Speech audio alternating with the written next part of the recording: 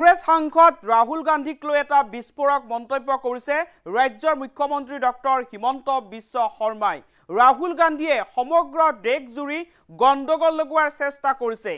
কেতিয়াবা যদি জাতিৰ নামত, কেতিয়াবা আকৌ ভোটৰ নামত গণ্ডগোল লগাব বিচাৰিছে ৰাহুল গান্ধীয়ে। লগতে লুৰিণজ্যোতি গগৈয়ে ৰাহুল গান্ধীক সাক্ষাৎ কৰা সন্দৰ্ভতে এইবাৰ প্ৰতিক্ৰিয়া ব্যক্ত কৰিছে মুখ্যমন্ত্ৰী হিমন্ত বিশ্ব শৰ্মাই। আদৰ্শ থকা মানুহে গান্ধী পৰিয়ালৰ ওচৰ নাচাপে। এসময়ত ময়ো গান্ধী পৰিয়ালৰ সৈতে আছিলো, কিন্তু মই মোৰ ভুল বুজি গান্ধী পৰিয়ালৰ পৰা ওলাই আহিছো। গতিকে ব্যক্তিত্ব থকা মানুহে বা যিসকলৰ ব্যক্তিত্ব আছে সেইসকল ৰাজনৈতিক নেতাই গান্ধী পৰিয়ালৰ সৈতে বেছিদিন ৰাজনীতি কৰিব নোৱাৰে বুলি এইবাৰ মন্তব্য কৰিছে ৰাজ্যৰ মুখ্যমন্ত্ৰীয়ে। ৰাহুল গান্ধীয়ে সমগ্ৰ দেশজুৰি গণ্ডগোল লগোৱাৰ চেষ্টা কৰিছে। কেতিয়াবা জাতিৰ নামত, কেতিয়াবা ভোটৰ নামত গণ্ডগোল লগাব বিচাৰিছে ৰাহুল গান্ধীয়ে। সংসদত কেনেকৈ কংগ্ৰেছে পাকিস্তানক সমৰ্থন কৰিলে সেয়া সকলোৱে দেখিলে। ৰাহুল গান্ধীক ইয়াৰ শিক্ষা দিব দেশৰ জনগণে। কংগ্ৰেছৰ মন্তব্যৰ প্ৰতিক্ৰিয়া দি লাভ নাই বুলি মন্তব্য মুখ্যমন্ত্ৰী হিমন্ত বিশ্ব শৰ্মাৰ। লুৰিণজ্যোতি গগৈয়ে ৰাহুল গান্ধীক সাক্ষাৎ কৰা সন্দৰ্ভতো প্ৰতিক্ৰিয়া মুখ্যমন্ত্ৰীৰ। আদৰ্শ নোহোৱা মানুহে ওচৰ চাপে গান্ধী পৰিয়ালৰ। এসময়ত ময়ো গান্ধী পৰিয়ালৰ সৈতে আছিলো, এই মন্তব্য কৰিছে মুখ্যমন্ত্ৰীগৰাকীয়ে। কিন্তু মই মোৰ ভুল বুজি গান্ধী পৰিয়ালৰ পৰা ওলাই আহিলো। ব্যক্তিত্ব থকা মানুহে গান্ধী পৰিয়ালৰ সৈতে ৰাজনীতি কৰিব নোৱাৰে বুলি মন্তব্য কৰিছে। এটা গুৰুত্বপূৰ্ণ খবৰ, ৰাহুল গান্ধীক লৈ এইবাৰ বিস্ফোৰক মন্তব্য কৰিছে ৰাজ্যৰ মুখ্যমন্ত্ৰী হিমন্ত বিশ্ব শৰ্মাই। ৰাহুল গান্ধীয়ে সমগ্ৰ দেশজুৰি গণ্ডগোল লগোৱাৰ চেষ্টা কৰিছে। কেতিয়াবা যদি জাতিৰ নামত, কেতিয়াবা আকৌ ভোটৰ নামত গণ্ডগোল লগাব বিচাৰিছে সাংসদ তথা কংগ্ৰেছ নেতা ৰাহুল গান্ধীয়ে। ৰাহুল গান্ধীয়ে কেনেকৈ সংসদত বা কংগ্ৰেছে কেনেকৈ সংসদত পাকিস্তানক সমৰ্থন কৰিছে সেয়া সকলোৱে দেখিলে। আৰু ৰাহুল গান্ধী আৰু কংগ্ৰেছ দলক ইয়াৰ শিক্ষা দিব দেশৰ জনগণে। সমান্তৰালভাৱে লুৰিণজ্যোতি গগৈয়ে ৰাহুল গান্ধীক সাক্ষাৎ কৰা সন্দৰ্ভতো প্ৰতিক্ৰিয়া ব্যক্ত কৰিছে মুখ্যমন্ত্ৰী হিমন্ত বিশ্ব শৰ্মাই।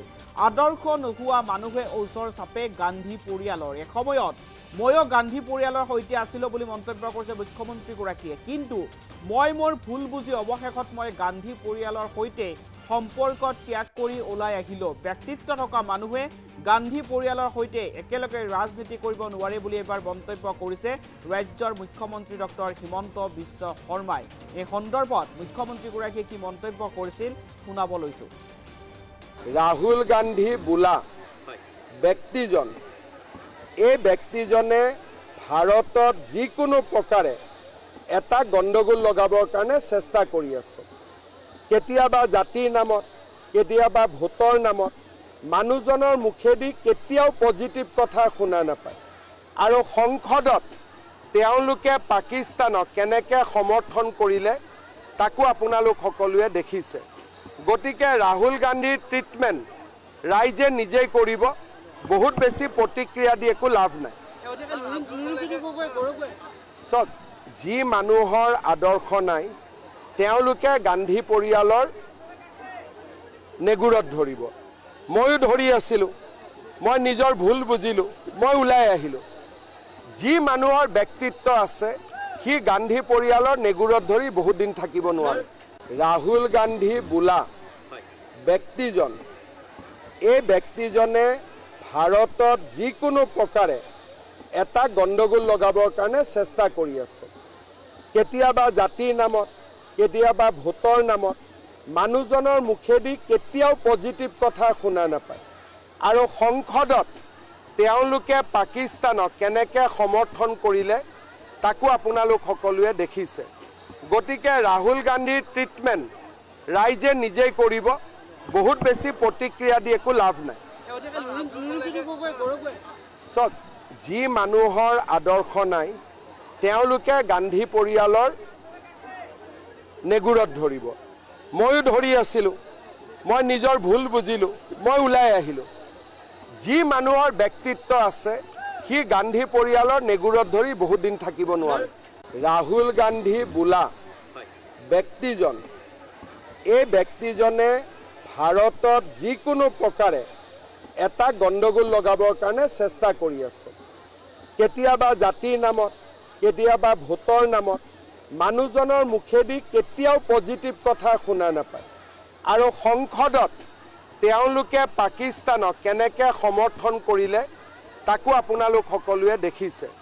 গতিকে ৰাহুল গান্ধীৰ ট্ৰিটমেণ্ট ৰাইজে নিজেই কৰিব, বহুত বেছি প্ৰতিক্ৰিয়া দি একো লাভ নাই। চাওক, যি মানুহৰ আদৰ্শ নাই তেওঁলোকে গান্ধী পৰিয়ালৰ নেগুৰত ধৰিব। ময়ো ধৰি আছিলোঁ, মই নিজৰ ভুল বুজিলোঁ, মই ওলাই আহিলোঁ। যি মানুহৰ ব্যক্তিত্ব আছে সি গান্ধী পৰিয়ালৰ নেগুৰত ধৰি বহুত দিন থাকিব নোৱাৰে।